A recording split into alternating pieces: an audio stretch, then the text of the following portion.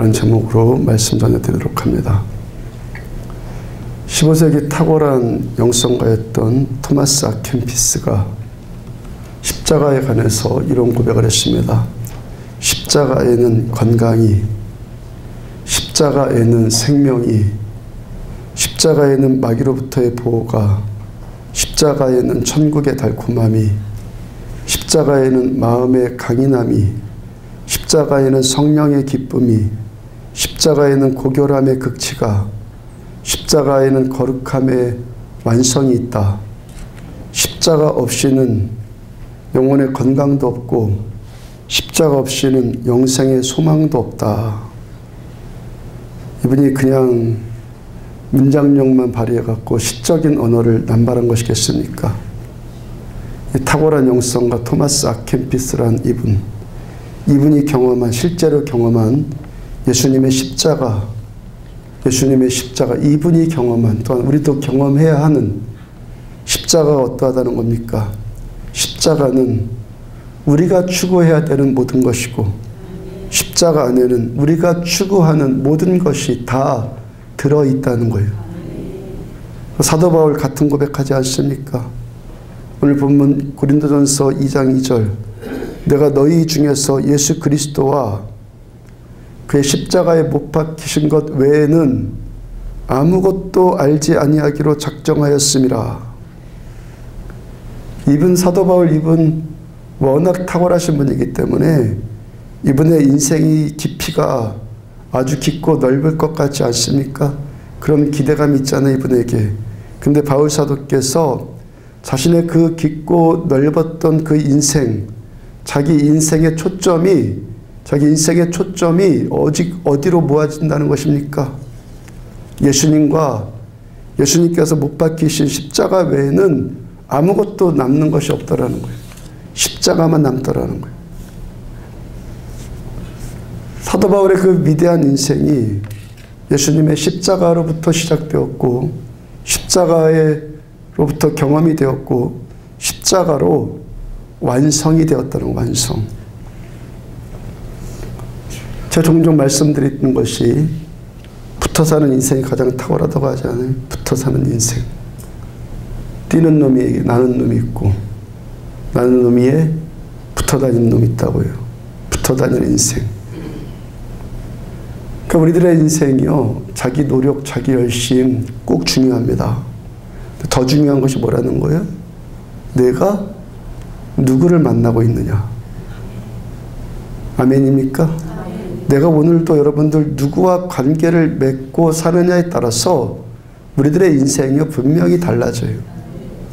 내가 얼마나 탁월한 분을 만나고 있느냐에 따라서 우리들의 인생의 가치가 달라진다는 거예요. 그러니까 예수님의 십자가가 왜 기독교 우리들의 신앙의 전부일 만큼 십자가가 위대합니까?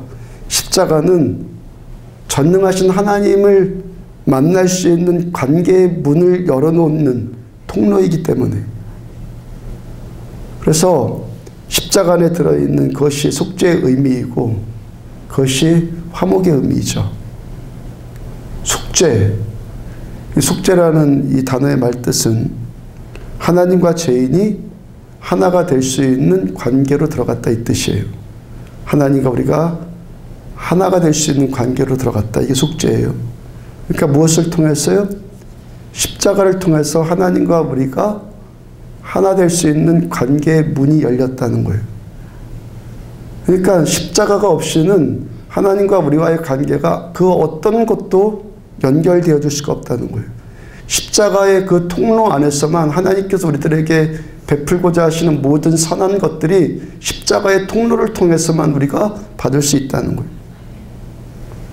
오늘 예수님의 십자가의 그 희생이 있기 때문에 하나님의 말씀이 살아계신 진짜 하나님의 말씀으로 들려오고, 십자가의 희생이 있기 때문에 예배의 감격을 누리고, 십자가 때문에 오늘 우리가 기도 응답받고, 십자가로 인해서 우리가 치유받고, 십자가 때문에 우리가 회복받는다는 것입니다. 속죄라는 말 히브리 말로 찾아보면 키르프입니다.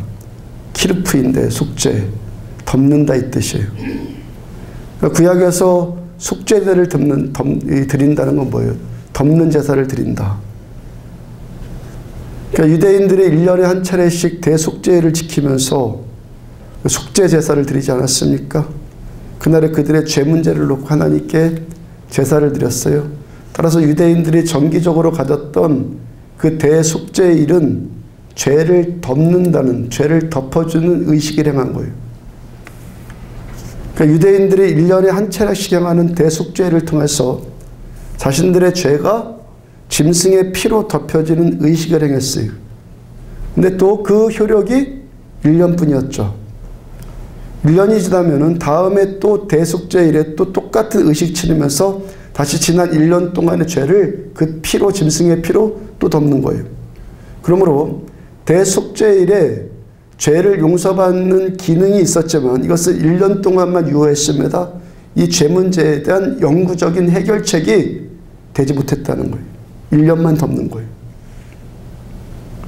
신약에 나타난 속죄의 의미, 신약의 속죄의 의미는 구약과는 많이 다른 뜻을 갖고 있어요. 히브리서 10장 3절과 4절을 보면은 그러나 이 제사들에는 해마다 죄를 기억하게 하는 것이 있나니 이 제사들, 구약의 제사들에는 해마다 대속죄일의 제사, 해마다 드리는 그 제사는 죄를 기억하게 하는 것이 있나니 이는 황소와 염소의 피가 능히 죄를 없이 하지 못함이라. 그러나로 시작해요. 그러나로 부정접두어로 문장을 시작합니다. 그러니까 구약의 제사의 기능, 속죄제의 그 제사의 기능이 어떻다는 거예요? 구약의 제사는 죄를 소멸시키는 기능은 없고 단지 죄를 기억하게 하는 기능이 있다는, 기억. 왜 그렇다고요? 황소와 염소의 피가 능히 죄를 없애지 못하기 때문에 그렇다는 거예요. 이 말씀에서 히브리서 기자가 중요하게 다루고 싶은 문제가 뭐라는 겁니까? 히브리서 기자가 지금 추구하는 것은 단지 죄를 덮는 정도, 죄를 덮었다 정도의 능력, 그 정도가 아니라 아예 죄를 없애버리는, 죄를 소멸시켜버리는 능력을 이 히브리서 기자가 구한다는 것 아니겠어요? 히브리서 9장 26절 중간에 보면은 이제 자기를 단번에 제물로 드려 죄를 없이 하시려고 세상 끝에 나타나셨느니라. 주님께서 십자가에서 하신 일이 뭐라는 겁니까? 십자가에서 예수님 자신을 희생 제물로 드렸어요. 예수님의 이 제사는 한 번만 드리면 되는 제사였고 그것도 죄를 덮는 정도가 아니라 어떤 기능입니까? 죄를 아예 없애버리는 거예요. 죄를 도말해버리는 거예요. 죄를 도말해요. 세례 요한도 예수님을 처음 배웠을 때 예수님에 대해서 이런 예언적인 선포를 했습니다. 요한복음 1장 29절 보면은 보라 세상 죄를 지고 가는 하나님의 어린 양이로다. 사람이 제물로 택한 어린 양이 아니라 하나님이 제물로 택하신 하나님의 어린 양이로다. 그 제물의 능력이 뭐예요? 세상 죄를 다 지고 가요. 예수님께서 십자가에 드리신 그 희생 제사로 인해서 우리들의 죄가, 우리 죄가 예수님께로 다 지어졌다는 거예요. 따라서 우리들 내 죄값을 치르기 위해서 더 이상 희생 제사 드릴 필요가 없게 되었어요. 토마스 아켄피스의 고백처럼 인간의 모든 문제는 십자가 위에서 다 해결함 받았다는 거예요. 우리가 병원에 아파서 병원 가면은 가장 먼저 하는 일이 뭡니까? 검사부터 하죠. 그 의사가 내 병 고치기 위해서 가장 먼저 내 병이 어떤 병인가 그걸 먼저 진단해야 되지 않습니까? 그러므로 우리 인간이 겪는 이 고통의 문제, 고통의 문제를 해결하기 위해서 가장 먼저 해야 될 일이 뭡니까? 고통의 원인이 뭔가에 대해서 정확한 진단을 해야죠. 지금 세상이 왜 이렇게 고통스럽습니까? 돈 없어서요? 뭐 탈 차가 없어서요?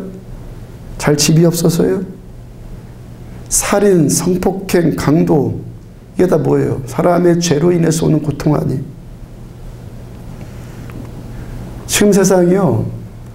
하루에도 수천만 권의 책이 출판돼요. 하루에도. 지금까지 이 세상에 수억만 권의 책이 쏟아져 나왔죠.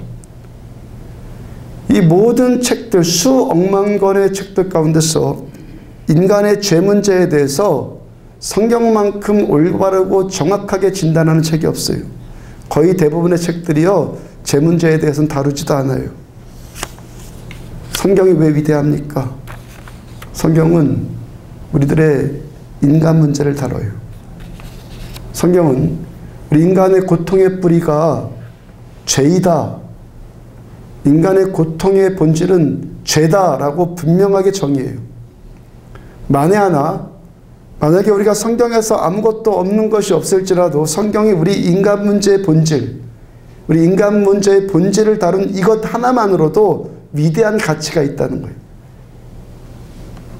더구나 감사한 것은 성경에는 인간 문제만 진단할 뿐만이 아니라 이 문제의 치유책까지도 말씀하세요. 그 치유책이 뭐예요? 예수님께서 십자가 위에서 인간의 죄를 다 없앤 그 속죄의 능력이에요.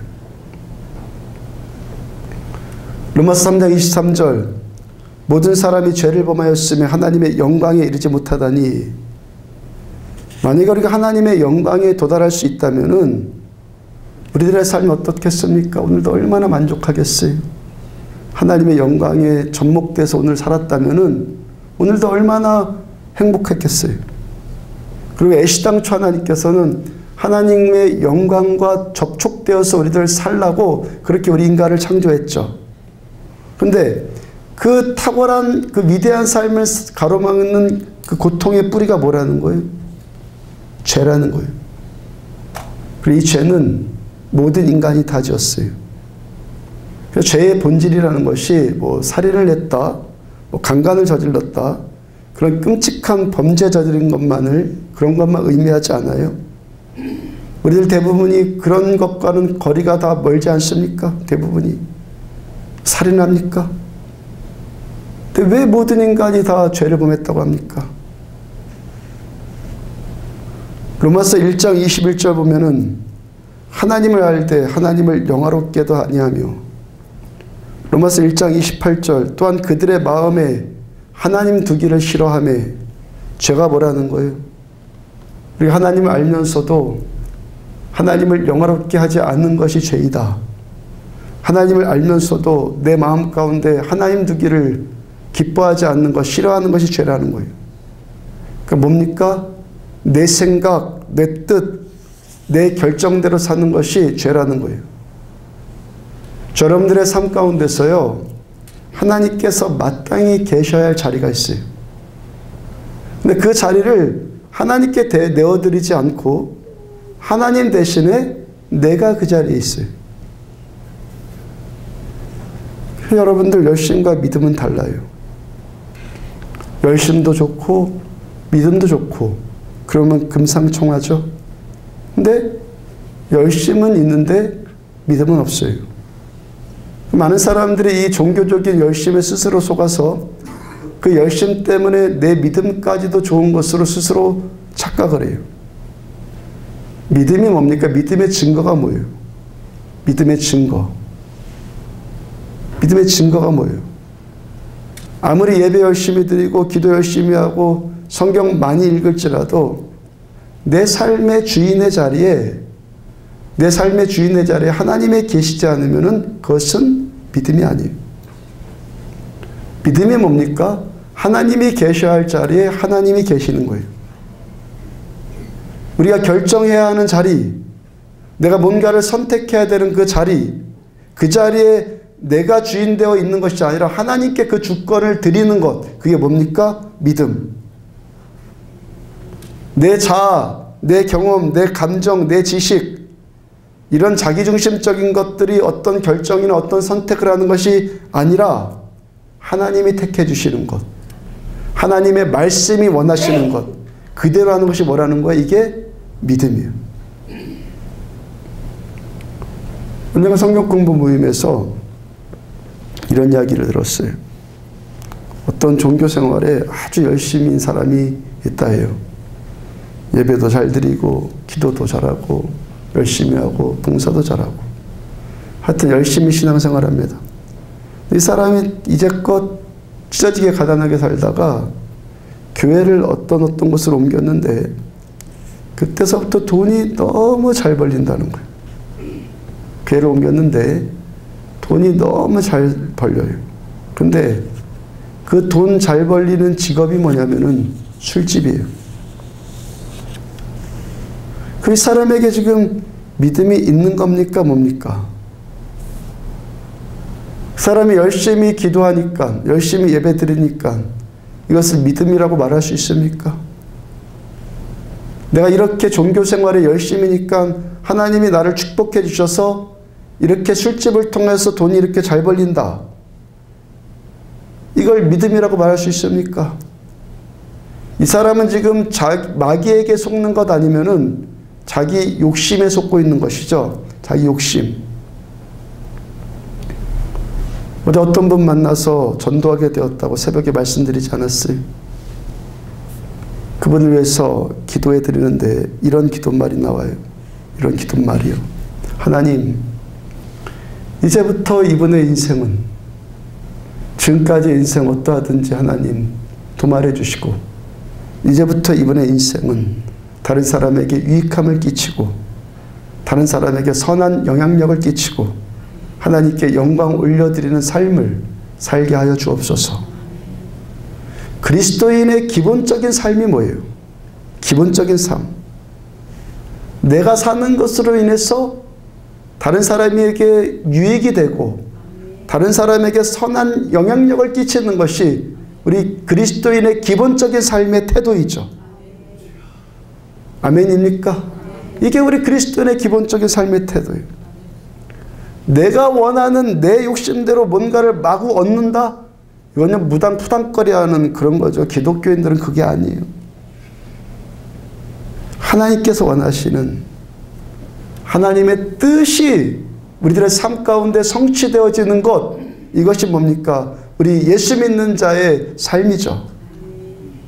그러므로 믿는다는 것은 오늘도 내 자아가 소멸되는 것이고 하나님과 하나님의 말씀이 내 안에서 득세하는 것, 말씀이 내 안에서 득세하는 것, 이게 믿음이죠. 내 자아는 죽고 하나님의 말씀이 내 안에서 계속 사는 것, 이게 뭐예요? 믿음. 왜 우리가 죄인입니까?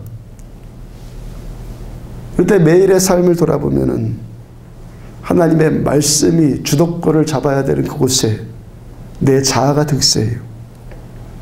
그런 부분 참 많지 않습니까? 마땅히 거기에 하나님 계셔야 하고 마땅히 거기에 하나님의 말씀이 있어야 하는데 그 자리에 내 욕심이 있고 내 감정, 내 판단, 내 경험, 내 결정, 그것이 있어요. 하나님이 뭘 원하는가 이게 아니라 나의 어떤 것이 그게 있다는 거예요. 종교생활은 열심히 하는데 판단하고 결정하는 것을 보면 항상 내가 생각해봐서 내가 좋으면 항상 판단의 기준이 그게 돼버려요. 저 여러분들은 얼마든지 하나님의 영광에 이르러서 참되고도 복된 삶을 살 수 있습니다. 우리는 그 목적으로 우리들은 창조되었어요. 그래서 하나님께서 인정받으셔야 하는 그 자리에 나의 어떤 자아들, 나의 어떤 소견들, 그런 것들이 있음으로 인해서 우리가 하나님의 영광에 이르지를 못하는 거예요. 하나님을 대신해서 있는 그 모든 것, 하나님이 있어야 될 자리에 하나님이 계시지 않고 말씀이 있어야 될 자리에 말씀이 있지 않고 다른 어떤 것이 있을 때 그 모든 것을 뭐라고 한다는 거예요? 죄라고 한다는 거예요. 남을 꼭 때려야지만 죄가 아니라 하나님의 말씀대로 하지 않는 내 마음대로 사는 것, 내가 원하는 대로 행하는 것, 이게 뭐라는 겁니까? 죄라는 거예요. 죄는 우리들의 매 순간마다 살아계신 하나님, 나의 주인, 나의 왕이신 하나님을 민감하게 의식하지 않고 그냥 내 마음대로 살아버리는 것, 이게 죄라는 거예요. 그래서 성경 뭐라고 합니까? 모든 사람이 죄를 범하였으며. 성경이 위대한 이유가 어디 있습니까? 성경은 저 여러분들 우리 인간의 고통의 뿌리를 이렇게 명백하게 진단해줘요. 고통의 뿌리가 뭐라는 겁니까? 죄이다. 그리고 그 고통의 치유책까지도 우리 시간 우리들한테 알려주시는 거예요. 십자가가 뭡니까? 강단에 걸려있는 것이 십자가입니까? 십자가입니까? 차에 걸고 다니는 것, 목에 걸고 다니는 금붙이 그 십자가입니까? 제가 그런 관습이나 그런 액세서리 자체를 반대하는 것 아니죠. 그냥 취향이니까 뭐 하고 싶으면 하면 돼요. 다만 십자가는 그런 것 아니라는 거예요. 십자가가 뭐예요? 예수님께서 우리 죄를 대신해서 치르신 희생제사가 십자가예요. 십자가는 어떤 물건이 아니라는 거예요. 제사예요. 우리식으로 말하자면 십자가는 예배예요. 예배. 십자가 사건은 하나님께 드려지는 희생제사예요. 그러니까 예수님이 안 계시고 예수님의 속죄가 없는 예배, 그것은요, 예배라고 말할 수가 없는 거예요. 예배 가운데 우리 위해 죽으신 그 십자가 희생, 예수님의 그 살아계신 예수님을 만나지 못하는 예배, 이것은요, 엄밀히 예배라고 말할 수 없다는 거예요. 성경은요, 우리 보고 우리를 향해서 하나님을 만나기까지 찾고 찾아라 그래요. 성경에 뭐라고 하신다고요? 하나님을 만나기까지 찾고 찾아라. 많은 사람들이 교회 다니면서 이 찾는 일을 중단해버려요. 찾는 일을 중단해버린 것을 보게 돼요. 현대의 많은 기독교인들이 1시간 안에 예배 끝내달라고 요구하잖아요. 하나님을 만날 때까지 찾고 찾아라. 하나님을 만날 때까지 찾고 찾아라. 사람들은 1시간 안에 예배를 끝내달라. 하나님을 만날 때까지 하나님을 찾고 찾아라. 사람들은 1시간 안에 예배를 끝내다오. 어떤 말 듣고 살아야 됩니까, 우리들?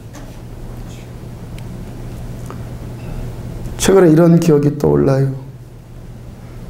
지난주 월요일날, 이틀 전 월요일날 새벽 예배 가운데 우리가 개척했고 또한 여기 계셨던 분들, 이미 계셨던 분들은 어려운 교회에 있음으로 인해서 힘든 일도 많았고 또 그만큼 유익함도 많았다고 그렇게 말씀 전해드렸어요.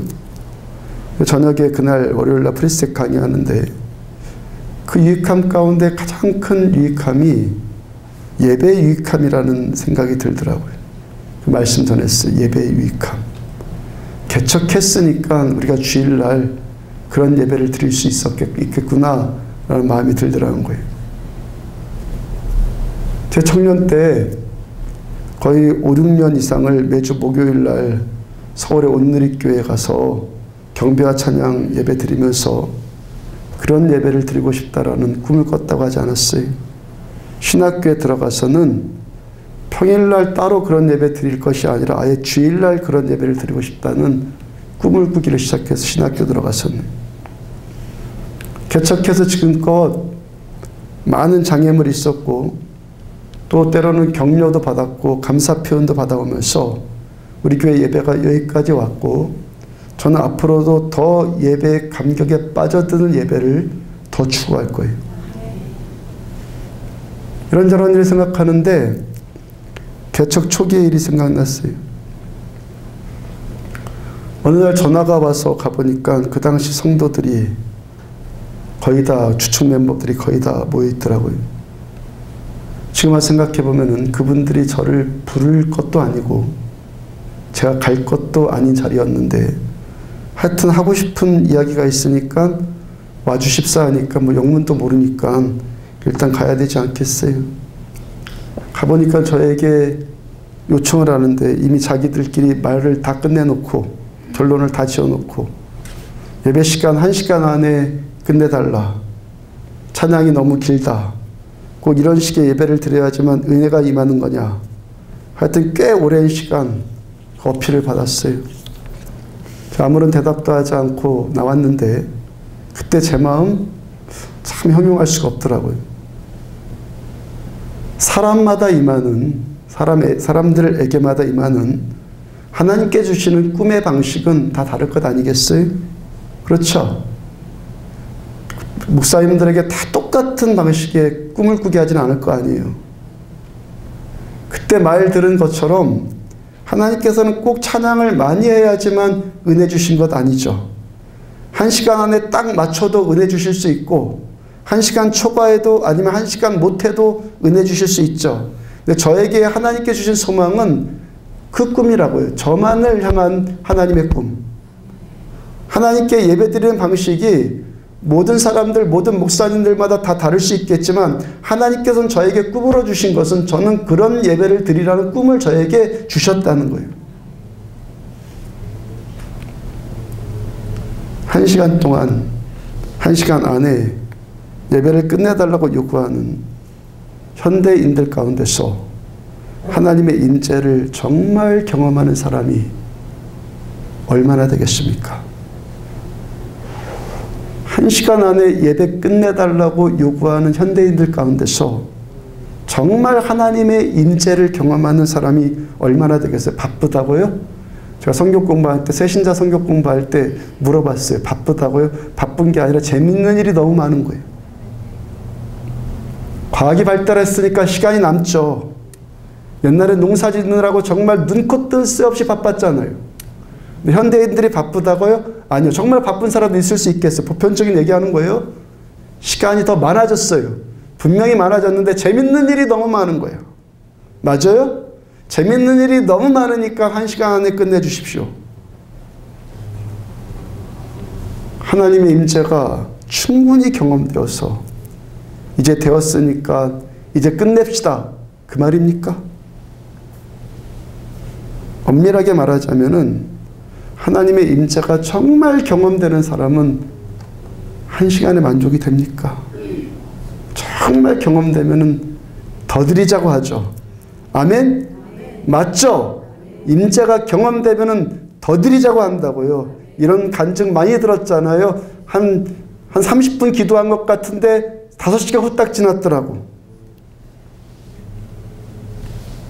하나님의 임재 경험하면은 황홀해지잖아요. 사랑하는 사람 곁에 있으면 무조건 좋잖아요. 뭘 받고 뭘 얻고 그렇게 좋은 것이 아니라 정말 좋으신 하나님이 내 곁에 가까이 느껴지니까 그냥 막 행복해지잖아요.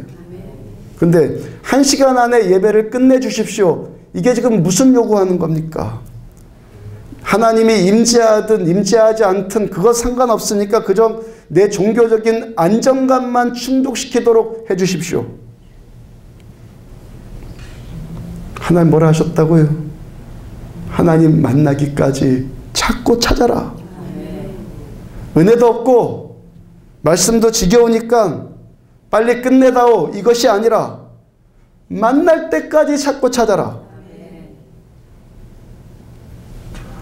제가 종종 말씀드리는 것이 찬양을 반복하는 이유가 2가지라고 그랬죠. 하나는 찬양 가운데 깊은 감동이 느껴지니까 자꾸 또 하고 싶은 거예요. 또 한 가지는 아무것도 안 느껴지니까. 초창기 때는 아무것도 안 느낄 때가 많이 있었거든요. 요즘엔 주로 거의 느껴지지만 아무것도 안 느껴지는데 왜 자꾸 합니까? 왜 자꾸 해? 아무것도 안 느껴지는데 느껴질 때까지 하려고. 느껴질 때까지 하려고 하니까 우리 교회 초창기 때는 안 느껴질 때가 더 많았는데 요즘에는 거의 대부분 느껴지는 것이 대부분이라는 거예요. 하나님 어떤 분이 너희가 나를 찾고 찾으면 내가 너희를 만나리라. 예배를 해치우는 것이 아니라 하나님 여기 오시고 하나님 여기 오실 때까지 그리고 충분히 만나는 것이 예배 아니에요. 예배는 희생제물이신 예수님이 여기에 오셔야지만 예배예요. 예수님이 안 느껴지면 그냥 안 느껴진 대로 그냥 포기하면 살지 이게 아니라 주님 만날 때까지 계속 찾고 찾는 것이 예배라는 거예요. 예수님 만나야지만, 예수님의 만남이 느껴져야지만 이게 참된 예배 아니에요. 지난 주일 오후 예배 때 설교하면서 이런 마음 들었어요. 그리고 오후 예배 처음 시작할 때 우리 안디옥교 처음에는 저녁 예배 드렸었단 말이에요. 근데 오후 예배 처음 시작할 때 제가 주일 오전 예배 끝나고 식사하고 바로 오후 예배 드리면은 설교 준비할 시간이 없다고, 설교에 부담감 안 느끼고 그냥 설교하겠다. 뭐 말씀 전할 것이 떠오르면 전하고 안 떠오르면 그냥 안 하고, 오전 예배 말씀을 가지고 그냥 계속 이어가든지 하여튼 그런다고 그랬잖아요. 그렇게 해서 지금 형태의 오후 예배를 드리게 되었어요. 최근 들어서 종종 경험하는 것이, 하나님 무슨 말씀 전할까요? 오늘 오후에 무슨 말씀 전할까요? 설교 준비를 어떻게 해서 어떤 내용을 설교하고 그런 것이 아니라, 하나님 오늘 오후 예배 때는 무슨 말씀 전할까요? 많은 부분 하나님이 또 감동 주시고 안 주시면 할 수 없고,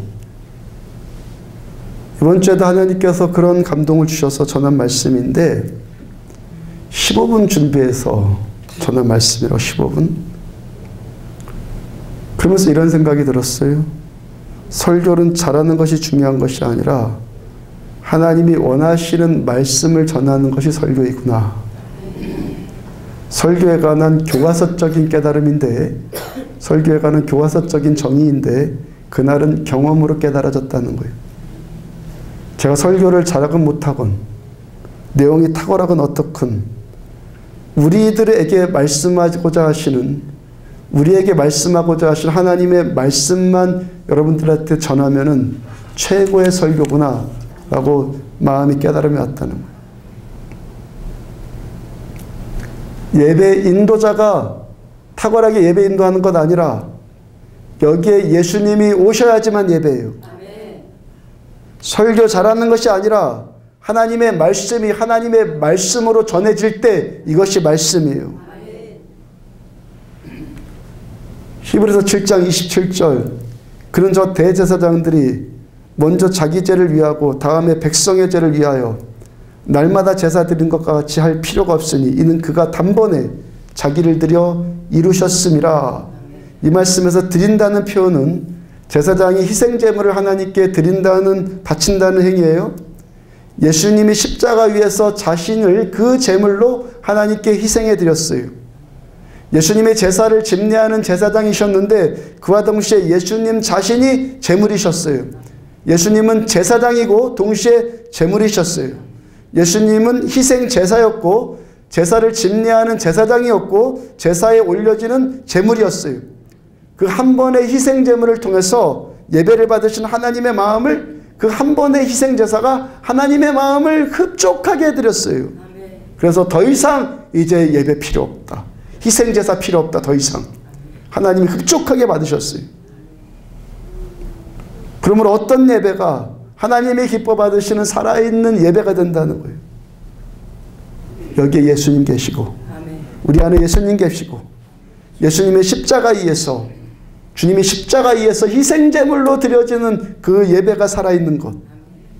예수님의 십자가가 오늘도 우리들의 심령 가운데 살아서 예수님의 피가 나를 덮는 것이 느껴지고 예수님의 그 피의 향내가 우리들의 심령과 함께 하나님께 올려드려지는 이 예배. 영원이라는 말은 시간의 한계를 초월한다는 거예요. 십자가에서 예배를 한 예수님께 드리신 희생제사는 역사적인 한 사건 가운데 일어난 일이기도 하지만 그 사건은 시간을 초월해요. 예수님의 십자가의 속죄제는 과거, 현재, 미래를 포함한 모든 사람의 죄를 다 떠맡았어요. 믿음 없는 사람의 생각으로 보면은 어떻게 한 번의 희생제사, 그 한 번이 어떻게 그 한 번이 모든 시대 모든 사람의 죄를 다 떠맡았다는 건가? 이해가 안 되는 문제예요. 그렇죠. 2000년 전에 예수님이 십자가에 달리신 그 희생제사 한 번으로 어떻게 인류의 모든 사람, 과거, 현재, 미래까지 모든 사람의 죄가 거기서 다 끝나느냐? 이 이해가 안 되는 문제 아니에요. 그래서요, 신앙의 주어는 하나님입니다. 신앙의 주어는 하나님이에요. 내가 새신자 신방에 가서 요한복음 3장 16절 17절 말씀을 전했어요.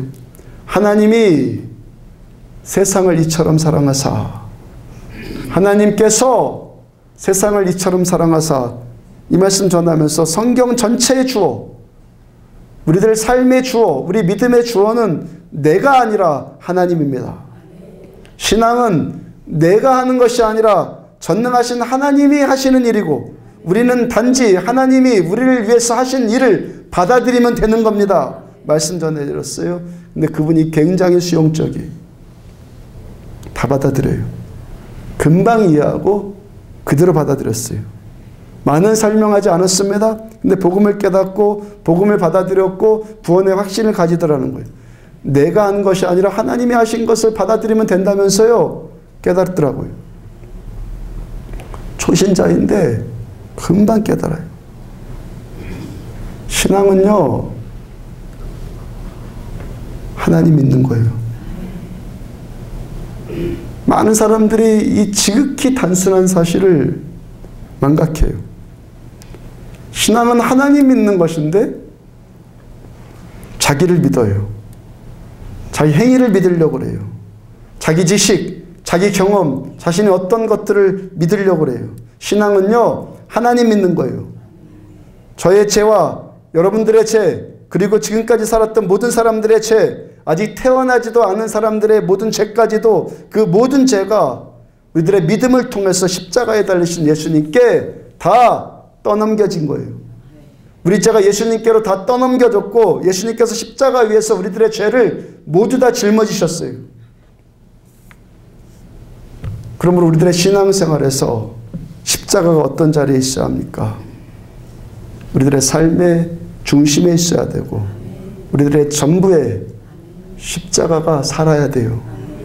십자가가 살아야 된다고요. 어떤 분이 이런 말 했어요. 오늘날의 교회는 너무 많은 것들을 교회에 진열해 놔서 더 이상 십자가가 눈에 띄지 않습니다. 너무 많은 것들을 교회에다가 진열해 놔갖고 십자가가 더 이상 눈에 띄지 않는다는 거예요.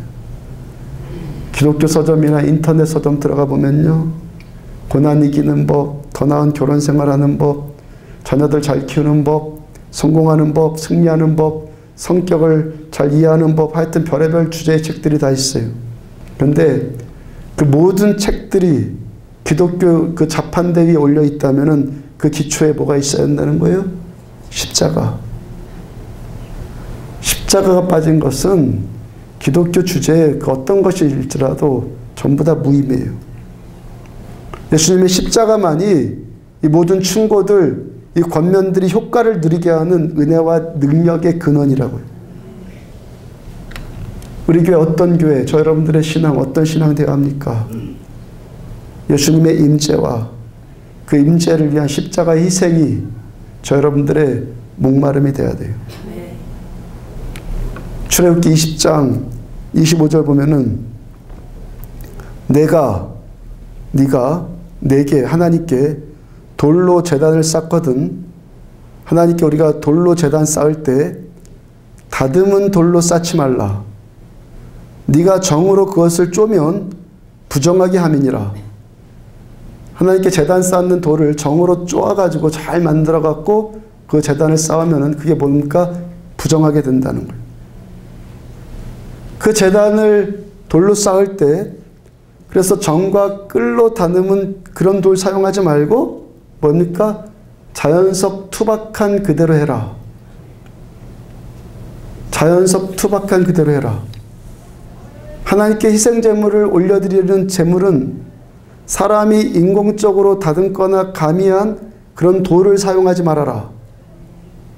왜 이렇게 하라는 겁니까? 왜 이렇게 하라는 거예요? 본질만 눈에 보이게 해라.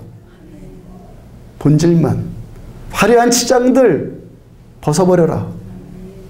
제물 받으시는 하나님, 드려지는 그 제물, 그 재물 외에는 다른 어떤 것들로도 우리들의 시선이 흐트러지지 않게 하라는 거예요.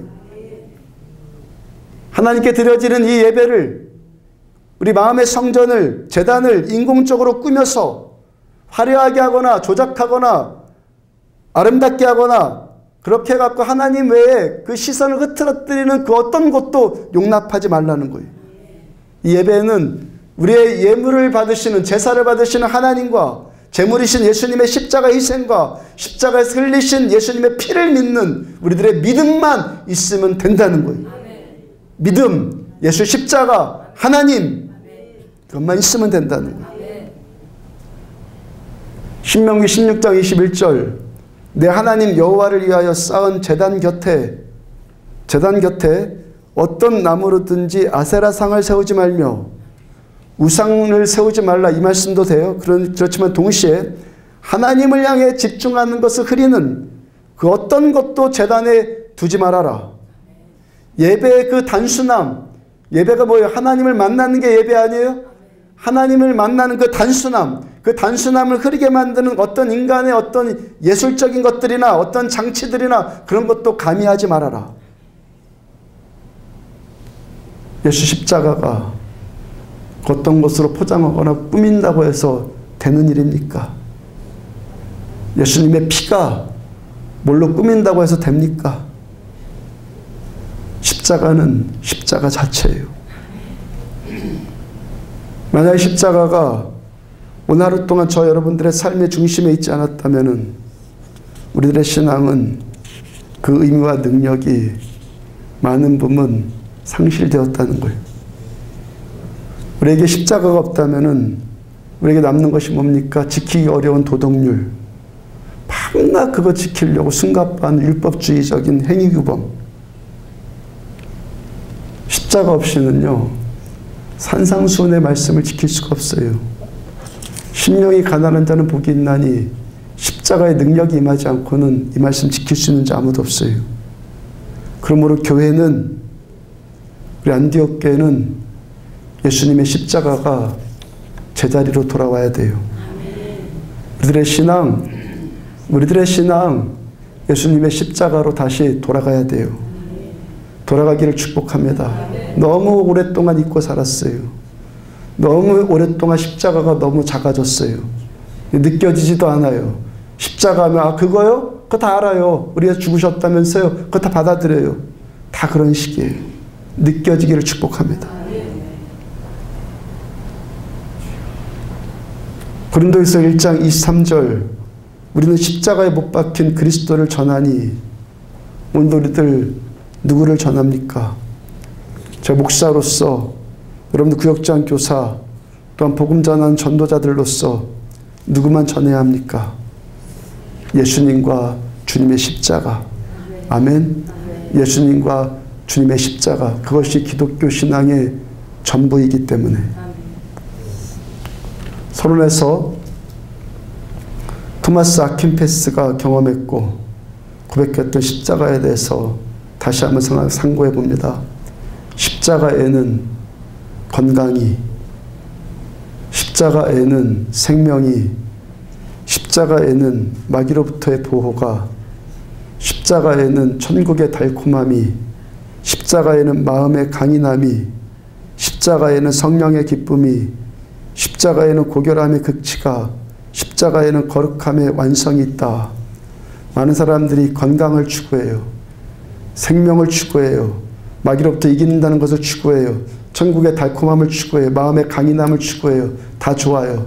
근데 무엇을 통해서만 얻어줄 수 있다는 거예요? 십자가를 통해서만 얻어줄 수 있다는 거예요. 예수님의 십자가가 우리의 전부예요. 다시 돌아가야 돼요. 십자가가 다시 제자리 찾아야 돼요. 초대교와 같이 십자가가 다시 제자리 찾아야 돼요.